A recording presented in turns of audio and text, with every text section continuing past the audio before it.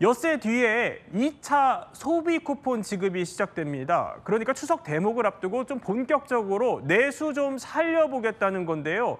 근데 여기 일부 지자체들도 경쟁적으로 별도의 지원금을 풀고 있다고 합니다. 어디입니까, 거기가? 좀 있어요. 제일 많이 주는 곳 어디냐면요. 네. 전남 영광입니다. 얼마나 더 추가로 지급하는지 제가 그래픽으로 설명을 드릴게요. 전남 영광에서는 별도로 1인당 50만 원을, 전북 부안은 30만 원, 그리고 고창과 장흥은 20만 원씩 준다는 건데요. 네. 이번에 2차 지원금 전국에 지급되는 것은 사실은 소득 상위 10%를 제외하고 주지만 지금 저 기초단체에서 주는 건요. 소득 재산 관계 하나도 없습니다. 해당 신청일까지 계속 그 지역에 거주했다면 결혼 이민자나 또 영주 체류 자격 얻은 외국인이어도 상관없이 받을 수 있습니다. 외국인도? 워낙 이제 인구가 중요한 곳들이거든요. 인구가 줄어간다 이런 얘기가 많이 나오는 곳들이 특히 이제 이렇게 많은 지원금을 좀 지급하고 있네요. 그럼 저희가 실사례로 한번 따져볼게요. 박주희 변호사. 만약에 제가 전남 영광에 사는 외국인으로 가정을 한번 해보죠. 근데 사업이 좀 잘 돼서 전국으로 따져봤을 때 이제 소득 한 상위 7% 정도 된다고 가정하면 그러면 얼마 받는 거예요? 일단 중앙정부에서 지급하는 2차 소비 쿠폰 대상은 아닙니다. 왜냐하면 상위 30% 이상은 받을 수가 없기 때문에 일단 7%라고 말씀하셨으니까 중앙정부에서 받는 소비 쿠폰은 제외가 됩니다. 하지만 영광군 같은 경우는 지금 재산 상황에 대해서는 전혀 제한이 없고요. 특히 외국인이라고 하더라도 체류 자격이 있거나 아니면 결혼한 경우에는 무조건 50만 원을 지급을 하기 때문에 50만 원을 받으실 수가 있습니다. 아, 그렇군요. 그럼 따져봐야 될 게 이종우 평론가, 이 지역들이 그 정도로 여유가 있어서 주는 겁니까? 여유가 있어서 준다고 한다면 문제가 될 게 없겠죠. 네. 그만큼 재정 자립도, 즉 얼만큼 어떤 단체가 자기의 수입으로서 스스로 살림을 꾸릴 수 있는가의 척도가 재정 자립도인데 문제는 이겁니다. 지금 말씀해주신 그런 그 지자체들이 대개 재정 자립도가 아주 낮다는 겁니다. 그래요? 50만 원을 준 영광만 따지더라도 예. 재정 자립도가 11.9%였고요. 30만 원, 20만 원, 20만 원에 지금 각 지자체가 거의 10% 미만이거든요. 이건 무슨 뜻이냐? 나머지 90%는 중앙정부의 교부금이라든지 혹은 다른 예산, 이를테면 문제가 되는 게 재난이 있을 때 빨리 써야 되는 돈 있지 않습니까? 재해가 발생했을 때 그런 예산들을 빨리 끌어다가 여기다가 지급을 한다는 거예요. 그래서 만약에 재해가 있을 때는 그러면 어떤 돈으로 이것을 대체해야 되나요? 그러니까 빚을 낳는 그런 악순환이 계속 되고 있고 또 이 지자체들 이전 기사를 찾아보면 설이라든지 지난 추석이라든지 이때도 이렇게 많은 어떤 돈들을 썼다라는 기사들이 나와요. 그렇기 때문에 사실상 재정 자립도가 낮은 그런 지자체들이 이런 그런 이 지출을 하고 있다 해서 이제 비판을 받는 거죠. 아니 그러면 이종근 평론가 설명대로 다른 예산을 좀 끌어다가 쓰는 거면 아무래도 갑론을박이 좀 치열하겠어요? 그렇습니다. 지금 그 지자체에 이게 뭐가 문제냐면 형평성 문제예요. 다른 어떤 그런 지역의 누리꾼들이 아니 우리 지역은 왜 돈을 안 주냐부터 해서 이제 비판을 하기 시작하는 거예요. 도리어 재정 자립도가 높은 어떤 지자체에서는 이런 이 지출을 안 하고 있거든요. 그러니까 아니 저긴 석유라도 나오냐? 왜 세금 모자란 동네가 대부분인데 왜 우리 돈, 예를 들어서 세금, 우리 전국적인 어떤 그런 국민들의 세금이 저기 중앙교부금이면 저기에 들어가는 거잖아요. 그러니까 굉장히 지금 불만의 목소리가 높아지고 있는 거죠.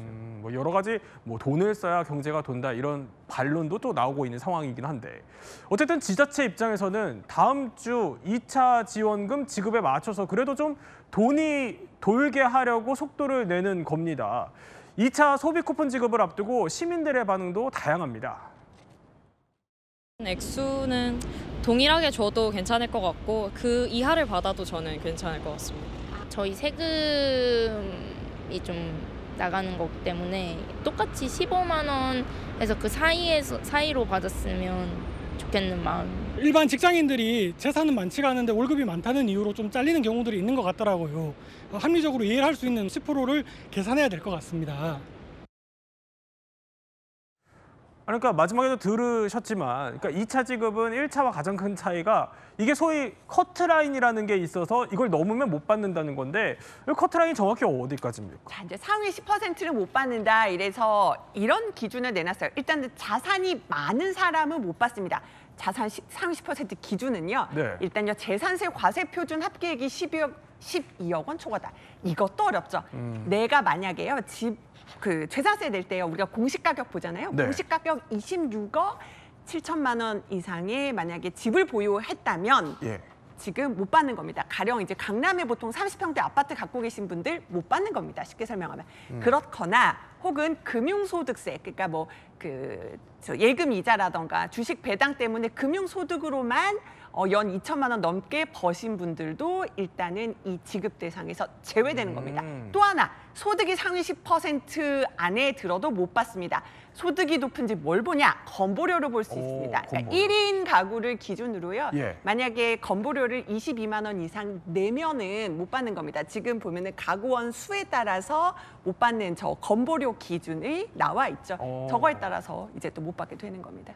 아니 그러면 건보료가 이거 기준이면 박지희 변호사 맞벌이 부부처럼 이 건보료 내는 사람이 많은 집은 그럼 불리한 거 아닙니까? 그래서 이제 소득원이 많은 가구 수 같은 경우는 이제 기준을 조금 완화를 했습니다. 그래서 맞벌이 가구 같은 경우는 가구원 수를 한 명을 더 추가를 합니다. 그래서 예를 들어서 맞벌이 가구에 어린 자녀를 한 명을 키운다라면 사실은 3인 기준으로 적용이 되어야 되는데 한 명을 추가를 해서 4인 기준 적용을 합니다. 그럼에도 불구하고 사실은 받지 못하는 경우가 발생할 수가 있어요. 막 예를 들면 네. 대기업을 다니는 맞벌이 부부고 아이가 한 명 있다라고 하면은 보통 대기업의 맞벌이 부부인 경우에는 건보료 70만 원 이상 내는 경우가 많거든요. 예. 하지만 거기에 가구 원수를 한 명 더 추가해서 4인 기준을 한다고 하더라도 4인 기준이 사실은 51만 원이기 때문에 이 부분을 초과를 해서 받지 못하는 경우들도 발생을 합니다. 그래요? 그럼 이렇게 대기업 다니는 뭐 직장인 등등 못 받게 되는 분들은 상당히 불만이 있을 것 같아요. 일단은 선별 지원한다는 것 자체가 기준에 대해서 네. 불만을 가질 수밖에 없잖아요. 일부 직장인들 같은 경우는